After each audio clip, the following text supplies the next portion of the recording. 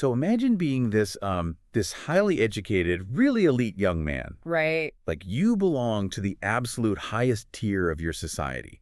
You are trusted to read all these complex texts.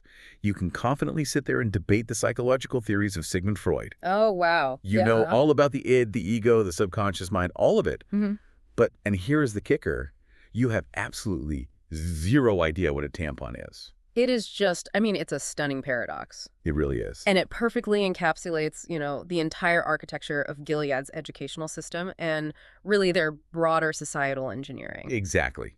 And that is exactly what we're getting into today. Welcome to the Deep Dives, everyone. We are so glad you were here with us. Yeah, thanks for joining us. So today we are taking a massive magnifying glass to the really intense fan reactions, the thematic undercurrents, and just the slow burn horror of The Testament's Season 1, Episode 8. Episode 8, right, which is titled Broken. Yes, Broken. It aired on May 13th, 2026. And, just looking at the discourse online, the fan base is feeling incredibly fractured right alongside these characters. Oh, absolutely. They are reeling. So our sources for this deep dive are drawn directly from the Iron Handmaid's Tale Reddit community. Which is always a goldmine for analysis. Oh, it's the best. We are looking at the official episode discussion thread and also some really deeply reflective community discussions about the most haunting moments from the original Handmaid's Tale series. Right, because those community reflections are vital. I mean, the audience on those forums, they aren't just, recounting plot points. No, they're going deep. They are actively diagnosing the societal illness of Gilead. They are tracking its symptoms across generations, which is fascinating. Yeah. Because they recognize that the events of the present are just fundamentally anchored in the traumas of the past. Which totally shapes the mission of our conversation today. Like, Yeah. the goal here isn't to just recap Agnes's wedding plans. Right. Or, Daisy's secrets or the terrible backlash Hulda is facing. We want to really unpack how Gilead's insidious system of control operates on a psychological level. Yes. We are tracking this terrifying transition from the overt physical brutality that originally built this totalitarian state to the highly sophisticated, really weaponized ignorance that sustains it in this new generation. Right. It is the difference between keeping someone in a heavily guarded physical prison cell and conditioning a person so thoroughly that they simply cannot conceive of an outside world existing at all. Exactly. The latter requires this immense generational manipulation, but once you establish it, it is infinitely more secure. Which brings us right back to that baffling paradox we started with. The Freud thing. The Freud thing. And just the broader concept of weaponized innocence. Because the Reddit community, they immediately zeroed in on this staggering biological ignorance that is just forced upon the youth of Gilead. And we see this play out most vividly, I think, with Daisy and Shu. Oh, that scene. Right. Daisy finds herself in this crazy position of having to sit down and explain the literal basic biological mechanics of human reproduction to Shu. Yeah. And to set the visual stage here, which the fans caught on to immediately, Daisy's wearing this pristine, flowing white dress. The visual irony there is just piercing. It really is. It's so deliberate. A user named, you can call me Queen Bee _, they pointed out that Daisy's pristine white outfit is exactly what you would be wearing when unexpectedly starting your period. Oh, wow. Yeah, of course. Like, it is the universal, absolute dreaded scenario for anyone who has ever menstruated. Right. And they turn that into the visual anchor for a scene about a reproductive awakening. That is such a brilliant catch by that user, because the contrast there exposes the absolute disconnect between Gilead's grand societal rhetoric and the actual biological reality of the people living under it. Right, like they don't match up at all. No, I mean, here's a society that defines itself entirely by its fertility, its legal system, its class structure, its religious mandates. They're all built around fruitfulness and reproduction. Yeah. Yet they deliberately obscure the actual physical mechanics of how that reproduction happens from the very people expected to carry it out. It's wild. And the reaction to Shu's confusion in the thread, it was this really intense mix of dark comedy and genuine sorrow. Oh, I bet. Users like Betty Victoria and our good Edmonton Stalker, they were highlighting Shu's horrified reaction to the basic mechanics of conception. The quote that fans just could not get over was Shu asking in this total visceral disbelief, she just says, "Swim up." Swim up. I mean, on the surface, it provides this brief moment of comedic relief. It is funny, yeah. But underneath, it is fundamentally tragic, Completely. She was a young woman on the precipice of forced adulthood, and she's reacting to basic human biology as if she were being told this grotesque science fiction story.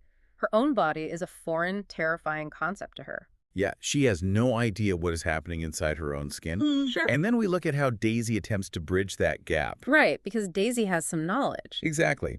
And user Wagon Wheel Witty, they praise Daisy for doing her best to explain sex in a straightforward manner given the circumstances. She tried her best. She really did. Yeah. But another user, Opunita-Cookies, pointed out that Daisy's specific phrasing, using the term rod of flesh. Oh, right. Rod of flesh. It sounded like it was pulled straight out of a smuggled romance novel. Which is so telling. That phrasing tells us so much about how information survives in a totalitarian state. Right. I mean, Daisy doesn't have the sterile clinical language of a biology textbook. She just doesn't. No, where would she get one? Exactly. Her vocabulary, her entire frame of reference for intimacy and reproduction, it's all pieced together from forbidden fragments. She is utilizing the dramatic, highly charged language of whatever illicit material she managed to read or overhear. Wow. It highlights a desperation of trying to communicate fundamental truths when the actual language to do so has been outlawed. That makes me think of an analogy. Let me run this by you to understand how this functions systemically. Sure, go for it. It is like trying to teach someone advanced calculus, Okay. but making it a severe criminal offense for them to know how to count to 10. Oh, that is spot on. Yes. Like these girls are handed this endless stream of grand ideology about duty, divine mandates, the salvation of humanity through childbirth. Right, the big picture stuff. Right. But the basic foundational mechanics of their own physical forms are kept behind this impenetrable wall of mystery. They are ordered to solve the equation of society's survival without ever being allowed to look at the numbers. That captures the dynamic perfectly. Truly, because what's fascinating here is, as several insightful commenters pointed out, the horror of that scene isn't the awkwardness of Daisy's explanation. No. The true horror is considering the default alternative if Daisy hadn't been there to provide even that fragmented, smuggled knowledge. The default is absolute darkness. Exactly. The societal default is to tell these young girls absolutely nothing. Nothing at all. It's terrifying. They are expected to enter a marriage bed utterly blind, armed only with the directive to just submit to their husbands. And that goes far beyond simple ignorance, Yeah. It is a profound mechanism of subjugation. By keeping a woman alienated from the mechanics of her own biology, the state turns her body into a territory that does not belong to her. Wow. It belongs to the regime, and it's managed by her husband. You cannot claim ownership or autonomy over something you are explicitly forbidden from understanding. And this enforced ignorance isn't exclusively targeted at the girls either, which loops us right back to Garth. Right, the Freud paradox. The Freud paradox. A fan named Jersey Comenu posted in the thread about this exact contradiction. They wrote, and this was in all caps, Garth knowing Freud but not knowing what tampons are. So Gilead. That really distills it, doesn't it? It distills the entire gender divide of this world into one single character detail. Right. Garth is granted access to the complex depth of psychoanalytic theory. He can study the human mind. Right. But he is deliberately, artificially, kept ignorant of the basic biological realities of the women standing right next to him. Because understanding the biological reality of women requires acknowledging their full humanity. By treating menstruation as a forbidden secret, by keeping tampons a mystery, Gilead maintains this illusion that women are pure, sanitized vessels. Right, rather than actual biological beings with natural, messy cycles. Exactly. It allows the men to compartmentalize the women in their lives. They view them as ideological symbols rather than human equals. It's so insidious. And it also leaves the fans trying to decipher Garth's actual position in all of this. Oh, sure. Like, is he entirely a beneficiary of this system, or is he, in his own weird way, damaged by it too? Fans are obsessively dissecting his porch conversation with Daisy. That conversation was so tense. It really was. Garth says to her, I never expected that. Not in the way you mean. I never expected to fall in love with anyone. Is that what you wanted to talk to me about? The phrasing there is incredibly deliberate and so guarded. Yeah. User Turbulent Trip 4419 specifically questioned if this is foreshadowing. They were asking the community whether Garth's statement is purely hypothetical or if he is secretly in love with someone else already. Oh, that's an interesting theory. Right. It points to this intense isolation these young elite men face. They are handed intellectual freedom and immense structural power, but they're subjected to a profound emotional starvation. Well, totalitarianism rarely produces well-adjusted rulers. No, definitely not. They are raising an entire generation of young men who are academically educated but emotionally and interpersonally just stunted. They are entirely unequipped to navigate genuine human connection. Because genuine connection requires vulnerability. Vulnerability and equality, two concepts that Gilead actively destroys. And this enforced biological ignorance and this emotional sterility, it doesn't just exist in a vacuum, right? No, it has real-world consequences in their society. It serves as the necessary foundation for the terrifying domestic realities these characters are facing right now. This environment directly facilitates the suffocating dynamics and forced marriages we see playing out, specifically within the Mackenzie household. Oh, the Mackenzie residence. It operates as a perfect microcosm for the broader political structure of Gilead. It totally does. Agnes is currently trapped right at the center of this, being swept up in these elaborate, suffocating wedding preparations. Poor Agnes. A fan named Purple Little Flower noted how Agnes's internal voiceovers are becoming increasingly just bitterly passive-aggressive as the wedding approaches. They are so good. The standout quote, which was highlighted by user Jazz_God, is Agnes internally screaming, "I don't want to reconsider the ranunculus, Paula." The use of voiceover there is just a brilliant narrative device. Because Agnes is trapped in an environment where outwardly expressing a single negative emotion is dangerous. Right, she could be punished for even looking upset. Exactly. She is required to perform the role of the demure, grateful bride perfectly. But internally, her psyche is just boiling over, and she channels all that massive existential dread into a hyperfixation on floral arrangements. The ranunculus becomes the only thing she has the illusion of exerting mental energy over, Yes. because she has zero agency regarding the actual marriage itself. Commander Mackenzie is actively forcing this, completely normalizing the concept of a child bride. And he operates with the chilling confidence of a man entirely convinced of his own righteousness. He really does. A top commenter, Arvarki, made a terrifyingly astute observation about his mindset. They wrote, "You just know Mackenzie has been mumbling, 'We're just following the science' to himself for a decade." Ugh, that cuts straight to the core of how oppressive systems sustain themselves in the minds of their architects. Yeah. Yeah, I mean, the men in power don't view themselves as villains. They construct elaborate pseudoscientific or pseudo-religious frameworks to rationalize their atrocity. Right, they have to sleep at night somehow. Exactly. Mackenzie convinces himself that he is simply acting in accordance with biological imperatives. He weaponizes the concept of science to justify handing a teenager over to another man, entirely ignoring the psychological and physical devastation it inflicts on that child. He built a logical fortress around a totally indefensible act. Precisely. But Commander Mackenzie isn't the only threat to Agnes in that house. We have to look really closely at her stepmother, Paula. Paula is fascinating. Right. User euphoric_beautiful70 provided this deep breakdown of Paula's discontent and her specific motivations within the household hierarchy. Because Paula's behavior is intrinsically tied to the precarious nature of power for wives in Gilead. Yeah, this fan explained that Paula's disdain for Agnes goes far beyond the classic evil stepmother trope. Paula is trying to lay full claim to the Mackenzie household. Right. And to secure her domain, she desperately needs a baby of her own via a handmaid. Agnes is a massive obstacle to this because she is a walking reminder of the past. She is. Agnes is a sinful baby, born to June and Luke before Gilead fell.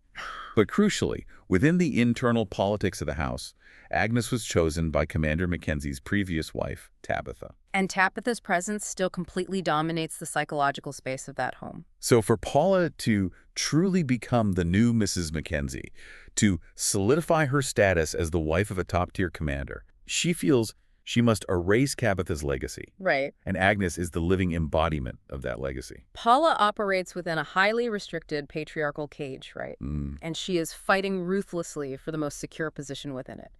Wives possess no formal political power, no economic independence, and absolutely no legal agency outside the domestic sphere. None at all. Their only currency, their sole method of securing a legacy and commanding respect, is through the acquisition of children. Agnes represents the prior administration of the household. Paula requires a new child, acquired under her own tenure, to validate her position. Okay, I hear that analysis of her restricted circumstances, but I have to push back a little here. Oh. Does acknowledging that Paula is trapped in a patriarchal cage excuse her actions? Like, at what point does being a victim of the system stop being a valid excuse for actively engineering the subjugation of a teenager? That's a great pull. The fans certainly aren't giving her a pass, so why should we view her as simply a desperate player in a rigged game rather than just a definitive villain? Well, that is the crucial tension Margaret Atwood embedded into this world. Acknowledging Paula's constraints does not absolve her of her cruelty, not at all. Right. She is undeniably a villain in Agnes's life, but understanding her pathology is essential to understanding Gilead. How so? Totalitarianism thrives by turning the oppressed against each other. It takes a woman who has been stripped of her career, her literacy, and her broader societal agency, and tells her that her only path to survival is to ruthlessly dominate the domestic space and the other women within it. Wow. Paula's cruelty toward Agnes is a displaced, toxic assertion of the only power she is permitted to wield. She is a perpetrator, yes, but she is a perpetrator manufactured by the state. It is a dynamic that just breeds absolute ruthlessness. He does. And the tragic irony of this entire domestic nightmare is heavily felt by the audience, who possesses the historical context that Agnes lacks. We know what she doesn't. Exactly. User You Can Call Me Queen Bee _ voiced the collective despair of the fandom, stating, "Man, June fought so hard to protect Hannah from exactly this."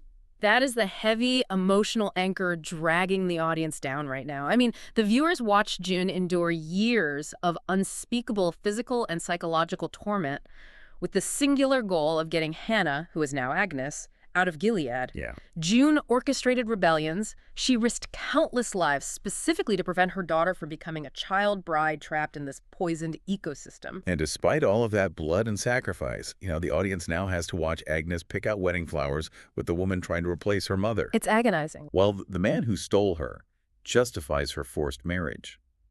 The sheer futility of it creates a suffocating sense of dramatic irony.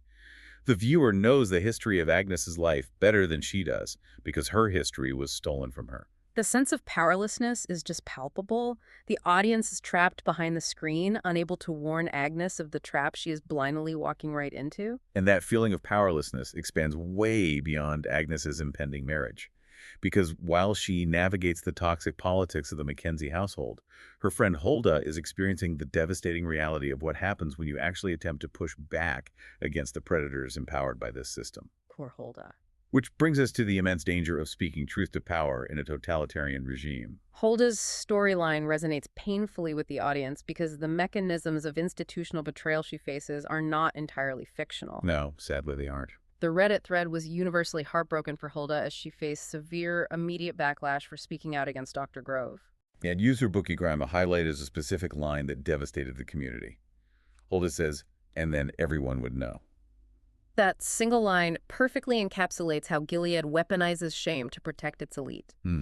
In a culture that demands absolute, unblemished purity from its young women, becoming the victim of a predator is psychologically twisted into becoming tainted goods. Which is horrifying. It is. The victim is conditioned to fear the societal reaction to the abuse as much as, if not more than, the abuser himself. And the moment that fans found truly excruciating to watch was Agnes's reaction to all of this.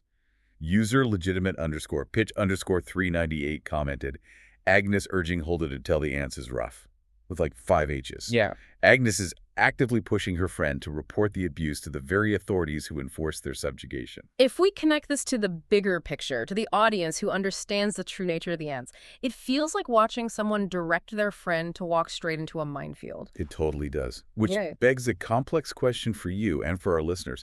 Why does Agnes do this? Is she simply that naive? Does she genuinely harbor a belief that the ants, women who literally use cattle prods to enforce compliance, will suddenly act as protectors in this specific instance? Or is telling the ants the literal only script she has been provided for navigating a crisis? It is a devastating combination of conditioning and just a complete lack of alternatives. The ants are the sole figures of authority these girls have ever known who claim to be dedicated to their well-being. However perverse that definition of well-being might be. Exactly. Agnes has been raised to believe that the system is fundamentally righteous and that if a disruption like Dr. Grove occurs, the system will naturally correct it. Right. She urges Hulda to tell the ants because accepting the alternative, accepting that the system actually protects the predators and that they are entirely unprotected prey, that is psychologically shattering. And the real-world parallels to that realization are what sparked so much anger in the discussion thread. User legitimate_pitch_398 followed up their comment by stating, "I truly hate how real telling someone in this series in IRL can literally change nothing for so many, yet everyone is always urged to come forward." Enraging. That explores the core mechanics of institutional betrayal. Whether in a fictional totalitarian state or a modern bureaucracy, systems inherently prioritize their own self-preservation over the protection of a marginalized individual. Right. Dr. Grove is a commander, a high-ranking asset within the elite structure. Hulda is a young girl. The institution will naturally move to protect the asset that upholds its power. Always. The cultural demand for victims to come forward often functions not as a pathway to justice, but as a mechanism for the institution to identify the disruption, manage the optics, and ultimately silence or discredit the accuser. It functions as a trap. And Agnes's own narration hints at the murky reality of how Gilead actually handles these disruptions. Yeah.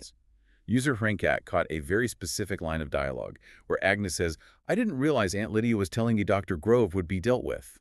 Ah, yes. The fan interpreted this as a potentially hopeful sign, theorizing that perhaps Dr. Grove might actually face the wall and be hanged for his actions. Well, the phrasing "dealt with" is masterfully ambiguous. It could imply brutal Gilead-style justice. Right. Or, far more likely in a corrupt system, it means he will be quietly reassigned to avoid a scandal, while Hulda is the one who is truly dealt with for speaking out. Aunt Lydia's definition of resolving an institutional problem rarely involves actual justice for the victim. No, she's all about preserving the institution. Yeah. Aunt Lydia isn't the only figure whose true motives are obscured right now. Yeah. The thread was practically on fire with theories regarding the Pearl Girls. Oh, the Pearl Girl. Daisy is taking mysterious actions, and Agnes delivers this incredibly ominous voiceover, "Never trust a Pearl Girl." That warning completely reframes how the audience views those characters. Totally. User Abred was typing in all caps, "Never trust a Pearl Girl." The community is actively investigating these background characters now. They're acting like detectives. They really are.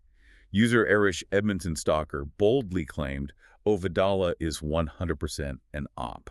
An op, wow. Yeah, they're identifying her as an opposition agent, an enemy spy.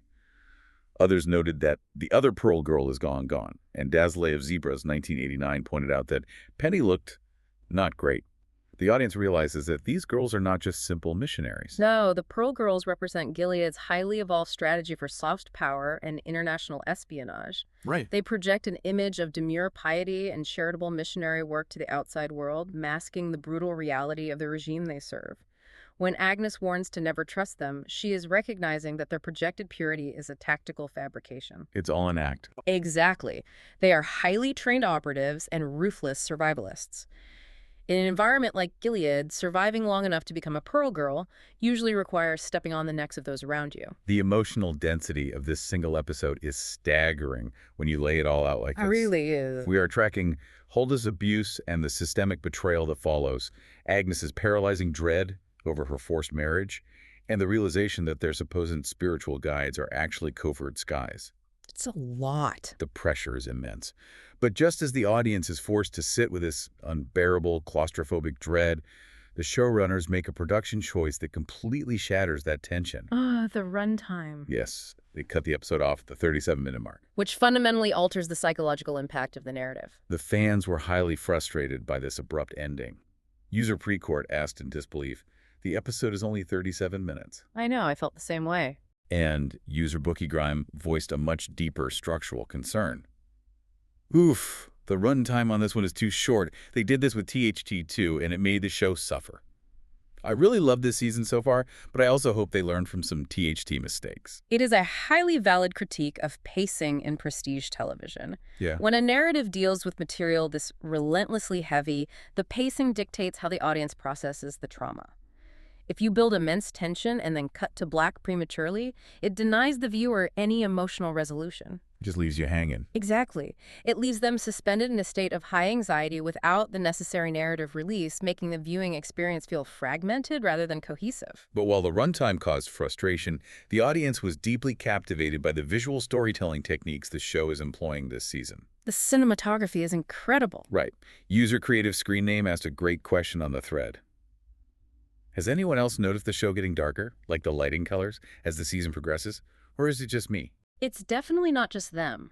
The cinematography is actively performing the psychological heavy lifting here. How so? As these young girls, Agnes, Shu, Daisy, as they slowly lose their enforced innocence, as they realize the beautiful garden they were raised in is actually a highly controlled, dangerous enclosure, the physical world around them visually dims. Wow. The pristine, bright whites of their early childhoods are literally being swallowed by longer shadows and a muted, oppressive color palette. It is a visual manifestation of their psychological awakening to the darkness of their reality. So the creeping darkness of the narrative is embedded in the color grading itself. Exactly. It induces a sense of visual claustrophobia that perfectly mirrors the tightening constraints around the characters' lives. When story gets that dark, both thematically and visually, the audience requires a coping mechanism. They do. And in the Reddit threads, that mechanism is almost always dark humor. User Opunita-cookies casually proposed a solution to the tangled mess of Agnes, Paula, and Commander Mackenzie, simply suggesting, let's have another poisoned wedding cake, complete with the clapping emoji. Oh, that's dark. But it's a direct callback to a visceral, violent act of rebellion from the original series, demonstrating that the audience is desperate for a moment of retribution. Yeah, they need a win. They want a break in the relentless oppression, even if it comes in the form of mass poisoning. But amidst the darkness and the jokes, there are moments of absolute triumph that ignite the lore of the universe. Yes. A fan named Jersey Kumanu, another named Plainshan, confirmed a detail that completely changes the landscape. Shu's brother was part of Angel's flight. Recognizing that Shu's brother was one of the children smuggled out of Gilead into Canada during that legendary act of resistance, that recontextualizes her entire existence within the show. It explains exactly why Shu operates the way she does. User Dazlev Zebras 1989 declared, I'm so ride or die for Shu, it's not even funny. She's amazing. Shu is the character who privately tells Daisy she can use her real name. Shu is the one who covertly acquires pads for Agnes, entirely bypassing the regime's secrecy regarding menstruation. She possesses this innate understanding of solidarity and quiet rebellion. And this revelation fuels a highly compelling tactical theory regarding the resistance. Oh, right. Let's get into that. User firm-advertising 6872 posited, Mayday be recruiting children that look like this for their biggest missions. Which makes perfect strategic sense. Mayday realizes that the most effective, invisible agents operating inside Gilead aren't the hardened, obvious rebels. Right. They stand out too much. They are the innocent-looking girls in the pristine dresses. They are the individuals the commanders look at and see only submission and ignorance. Mayday is weaponizing Gilead's own foundational prejudices against it. It is a brilliant exploitation of a massive blind spot. The regime relies so heavily on the enforced innocence of these girls that the men in power physically cannot conceive of them possessing the agency to orchestrate a rebellion. But bringing up Mayday and smuggled children and resistance movements, it inevitably forces us to look backward. It does. We are reminded of the blood that was spilled to construct these pristine drawing rooms where girls like Agnes sit and plan their marriages. To truly comprehend the profound psychological dread permeating the Testaments, we have to examine the visceral trauma that established this society in the original Handmaid's Tale. Because the psychological control we see now is entirely dependent on the foundation of physical brutality laid in the past. Exactly. Which draws us into the related answer section of the community discourse, where fans are still grappling with the most shocking, haunting moments from the original series. The moments that really stuck with them. The Redditors consistently highlight several deeply disturbing events that serve as the brutal context for everything Agnes and Hulda are enduring now. For instance, fans frequently bring up the fake public hangings in Fenway Park. Oh, that scene. Those early seasons were defined by severe psychological torture masquerading as state justice. A fan vividly recalled the scene where the handmaids are rounded up, marched to the gallows in the stadium, and have nooses placed around their necks. Just terrifying. The fan specifically remembered, the poor handmaid next to June wets herself because she is so scared. It was never intended to be an execution. It was a theatrical demonstration of absolute, unyielding power. It was a message seared into the collective consciousness. We own your lives, and we can extinguish them on a whim. Right. That level of terror doesn't just fade away, it permanently alters the cultural bedrock. It ensures that the next generation never even considers the possibility of defiance. Then the fans discuss the execution of Eden and Isaac by drowning. A young girl, essentially a child bride, and a young guardian publicly executed simply because they sought a romantic connection outside the state-sanctioned parameters. The parallels to the current narrative are stark and terrifying. Eden was the exact same age Agnes is now. Wow. She was a true believer in the ideology of Gilead, but she dared to seek a sliver of personal agency. Her drowning is the unspoken threat hovering over Agnes's impending marriage. It is. When the audience watches Agnes in her wedding dress, they are simultaneously picturing Eden sinking to the bottom of that pool. It transforms Agnes's domestic anxiety into a literal matter of life and death. The atrocities extended far beyond individual punishments to massive systemic purges, too. Yeah.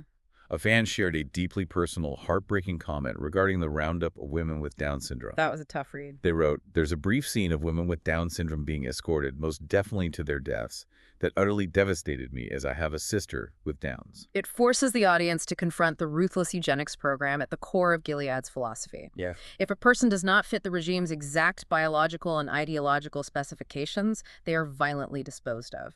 All of these acts, the hangings, the drownings, the eugenics purges, they were designed to eradicate resistance so comprehensively that the surviving population and their children would lack the conceptual framework to even imagine rebellion. Right. But the specific transition from physical brutality to the psychological control we see today was crystallized for the fans in the scene set in Washington, D.C. Oh, D.C., the mouth rings. The mouth rings. Yeah. A fan noted that even after witnessing all the prior atrocities, the visual of the handmaids in D.C. with their mouths physically bolted shut with metal hoops was the scene that, and I'll quote them here, messed me up the most. It is the ultimate literal manifestation of silencing women. It really is. And it represents the evolution of Gilead's methodology. In the early years, they had to physically bolt women's jaws shut to prevent them from speaking out. Yeah. But by the time we reach the generation of Agnes and Shu, those metal hoops are no longer necessary. Because they have successfully bolted their minds shut instead. Precisely. Intellectual silencing is infinitely more efficient and insidious than physical silencing. Right. If you deny a young girl the basic knowledge of her own biology, if you deny her the vocabulary required to articulate her subjugation, you don't need to wire her jaw shut. She will instinctively police her own thoughts. That's chilling. The overt physical brutality of the past paved the road for the quiet, devastating psychological control of the present. But the question that perpetually haunts the fandom is how it happened so rapidly. It happened so fast. A fan pointed out how terrifyingly realistic the swift transition into Gilead felt, highlighting a very subtle early scene. June telling her husband Luke that she needs his signature just to get her birth control prescription filled. Oh, right. And Luke's reaction isn't outrage. He just rolls his eyes. He treats the sudden stripping of her bodily autonomy as a minor, bureaucratic annoyance. It perfectly illustrates the dangerous apathy of the comfortable. To understand how a society gets from Luke to Garth, we have to look at it like structural rot in a house. Okay, I like this analogy. Luke rolling his eyes at the pharmacy counter was the tiny, unnoticed leak in the roof. You don't think much of it day to day. But because it is ignored, the water seeps in. By the time we reach Garth's generation, a highly educated young man who literally cannot comprehend what a tampon is, the entire foundation of the house has completely rotted away and collapsed. Wow. The minor dismissals and apathy of the men in the past directly built the institutionalized, weaponized ignorance of the boys in the future. It serves as a stark historical warning. Fundamental rights are rarely eradicated overnight in a grand, dramatic battle. They are chipped away gradually, signature by signature, eye roll by eye roll, until the population wakes up, trapped in a reality they no longer recognize. And the ultimate cruelty of that reality, the moment that Redditors continually cite as the absolute nadir of human empathy, is the forced rape of June by Serena and Fred to induce labor. Horrific. Followed by Serena taunting June with her daughter Hannah from inside a locked van. Those sequences are vital for contextualizing the specific trauma of the current season. It explains exactly why the audience has such a visceral, triggered reaction to Paula's desire for a handmade baby. Right, it's all connected. It isn't merely a plot point about a stepmother wanting a child.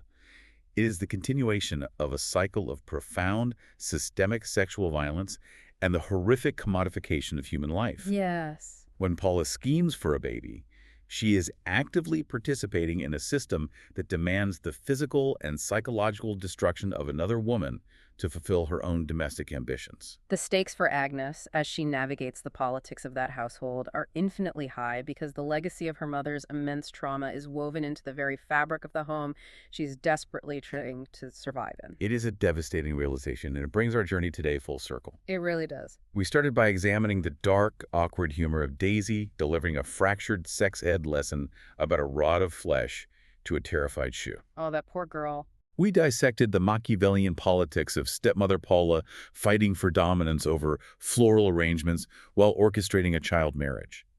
We analyzed the terrifying mechanics of institutional betrayal when Hulda attempted to speak out against her abuser. Right. And we traced all of this psychological manipulation back to the horrific physical foundation of hangings, drownings, and silencing that made this current nightmare possible. We have tracked the evolution of totalitarian control from the overt violence of the past to the deeply submerged psychological conditioning of the present.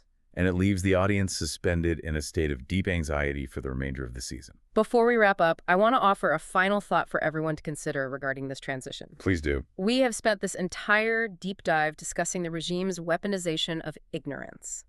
Gilead has meticulously cultivated this generation of precious flowers, keeping these young women entirely in the dark about their biology, their history, and their subjugation. But if you raise an entire generation where their only shield is their own enforced ignorance, what happens to their psyche when that ignorance is inevitably violently shattered? Oh, man. When these girls finally realize that the beautiful garden they were raised in is actually built entirely upon a graveyard, what will they do with the fertilizer? Wow.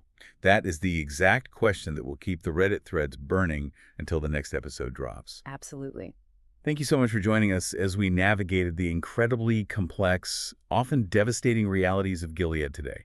It is a heavy journey, but it is a fascinating one to take with you. Please subscribe for more deep dive episodes, and we will see you next time as we continue to unpack the darkness and search for the resistance in the world of the Testaments.